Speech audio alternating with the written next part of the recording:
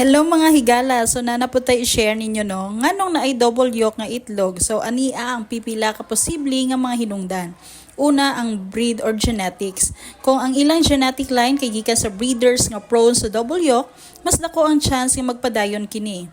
Ikaduha, hormonal imbalance. Usahay na ay irregularity sa ovulation tungod sa hormonal fluctuations. Posible nga ang imong manok makarelease og duha ka yolk sa usa ka ovulation cycle.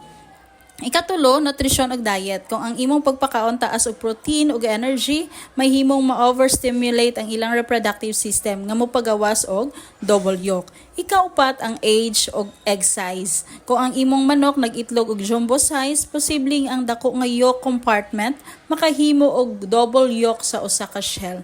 So normal ba kini o kinahanglan kabalakan? Kung healthy ang imong manok ug walay abnormal signs sama sa paghinay sa production o sakit, dili kini problema. So bonus na lang kay dako og special nga itlog. Apan bantayan ang overproduction kay ang sigig double yolk mahimong makapaluya sa manok tungod sa kanihit sa resources sa ilahang lawas. So mao kina. Thank you.